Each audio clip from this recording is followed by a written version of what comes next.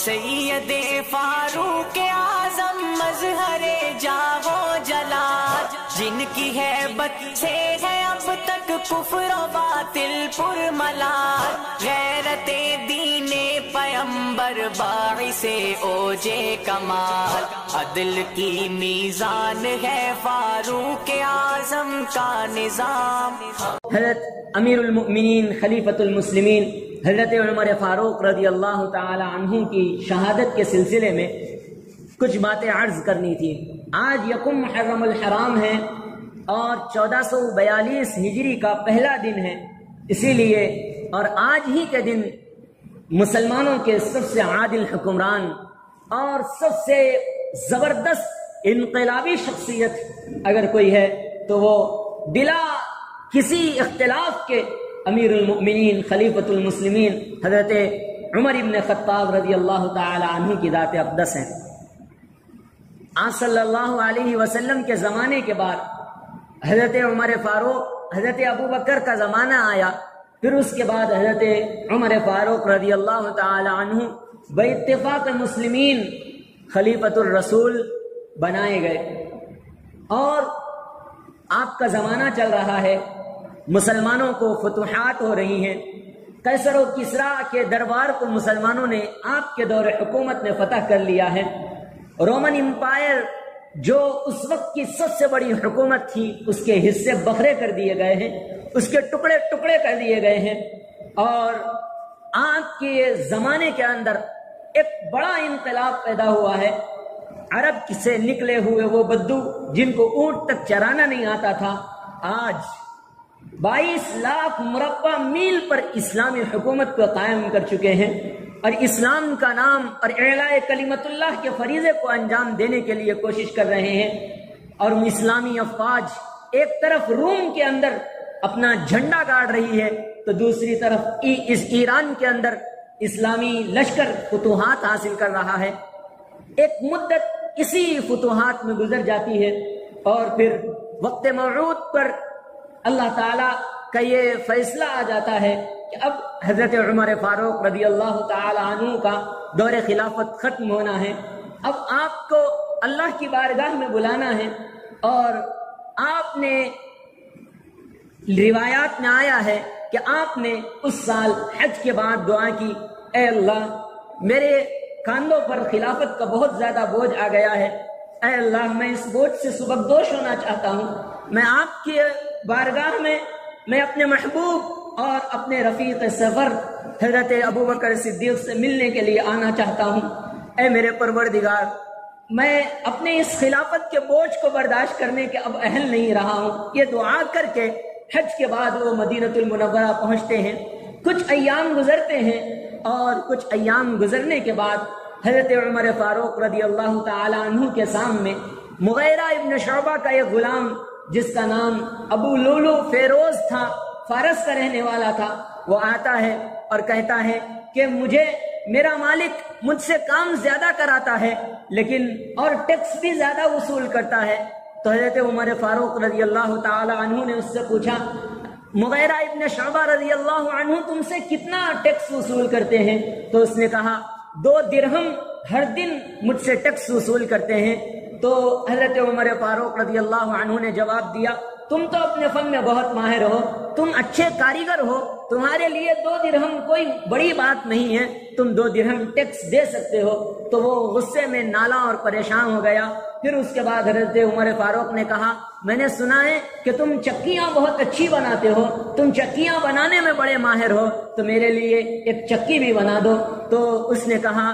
کہ میں آپ کے لیے ایک چکی بناؤں گا، ضرور بناؤں گا، ایسی چکی بناؤں گا جس کو قیامت تک لوگ یاد رکھیں گے۔ یہ کہہ کر وہ اٹھ کر چلے جاتا ہے۔ حضرت عمر فاروق رضی اللہ تعالی عنہ صحابہ کرام رضی اللہ عنہم سے اس وقت کہتے ہیں، جانتے ہو یہ مجھے قتل کی دھمکی دے کر گیا ہے۔ جب اس نے کہا میں آپ کے لیے ایک ایسی چکی بناؤں گا جو ساری دنیا، رہتی دنیا تک کے لیے یاد رکھی جائے گی، حضرت عمر فاروق سمجھ گئے کہ یہ مجھے قتل کی دھمکی دے کر گیا ہے۔ حضرت عمر فاروق کا یہ کہنا تھا، صحابہ کرام نے عرض کیا اے امیر المؤمنین آپ حکم دیجئے، ہم اس کو آپ کے سامنے لاتے ہیں اور اس کی گردن اڑا دیتے ہیں۔ خلیفۃ الرسول کے عدل و انصاف پر قربان جائیے۔ انہوں نے کہا کہ اس نے صرف مجھے دھمکی دی ہے، کوئی اقدام تو نہیں کیا، اس لیے میں اس کے قتل کا وارنٹ جاری نہیں کر سکتا، میں اس کو قتل نہیں کر سکتا۔ چنانچہ اس کے دل میں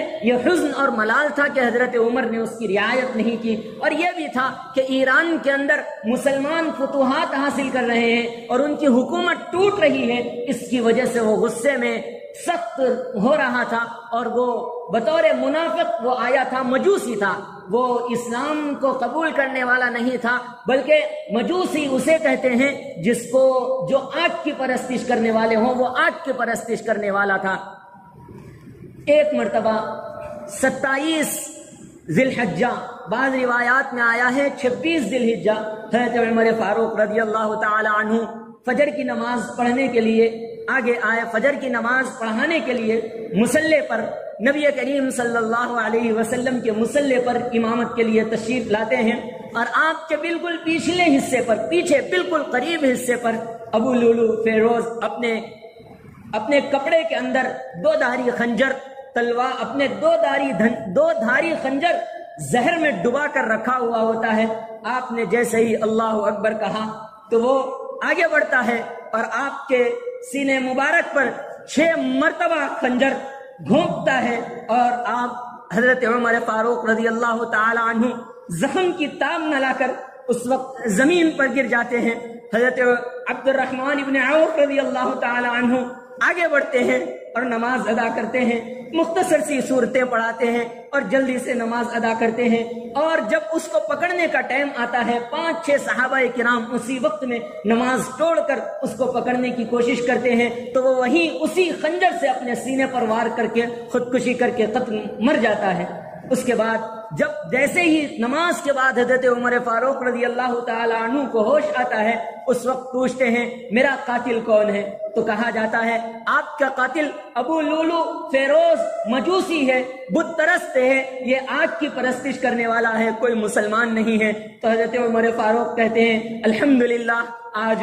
میری تمنا پوری ہو گئی، آج میں شہادت کے رتبے پر فائز ہو گیا۔ کہیں مجھے ڈر تھا کہ کہیں مسلمان مجھے قتل نہ کر دے، کہ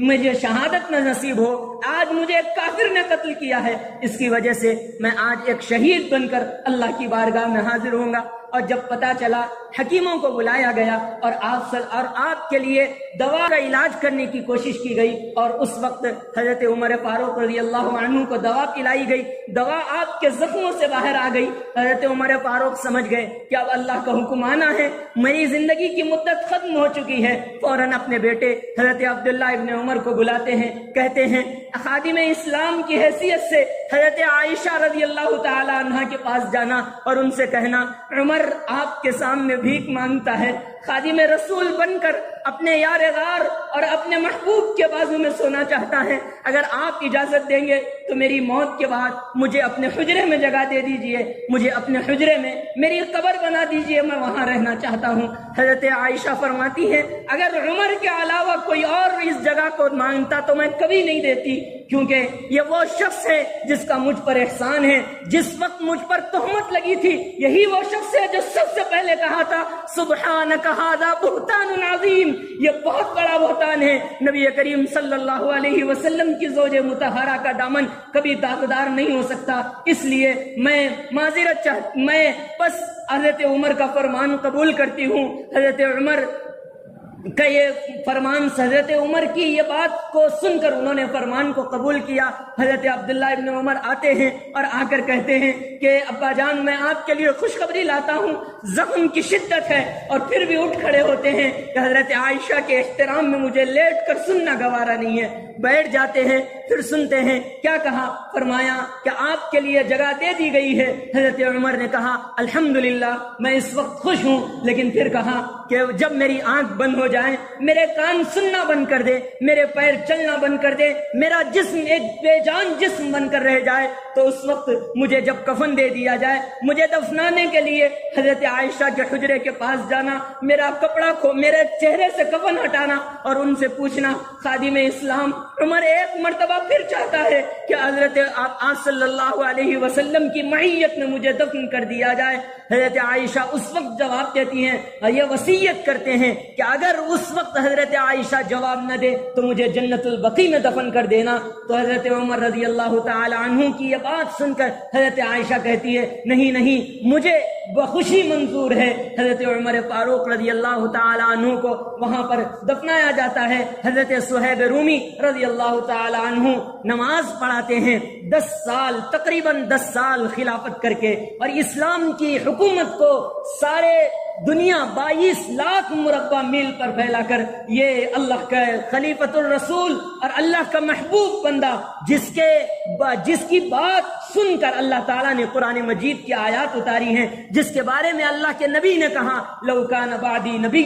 لکان عمر، اگر میرے بعد کوئی نبی ہوتے تو وہ حضرت عمر ہوتے۔ آج قبر کی آغوش میں سو گئے ہیں۔ آج ہی کا دن تھا، یکم محرم الحرام تھا، مدینۃ الرسول مدینے کے اندر ماتم بچھا ہوا تھا، اور سب اللہ اکبر کی صدائیں رو رہے تھے اور سب اللہ اکبر کی صدائیں لگا رہے تھے کہ آج عدل و انصاف کا وہ بادشاہ آج اللہ کے حکم سے اللہ کے نبی کی معیت کے ساتھ اللہ کی بارگاہ میں پہنچ چکا ہے۔ سلام ہو اے عمر فاروق پوری امت کی طرف سے، اے عمر فاروق پوری امت کی طرف سے، آپ کی ذات کے لیے بہترین جزائے خیر اللہ پاک عطا فرمائیں۔ اللہ پاک سے دعا ہے کہ ہمارے اندر بھی وہ جذبہ نصیب فرمائیں، صحابہ کرام کی طرح قربانی کا وہ جذبہ نصیب فرمائیں، اور اللہ پاک ہمیں صحابہ کرام کی قدردانی اور ان کے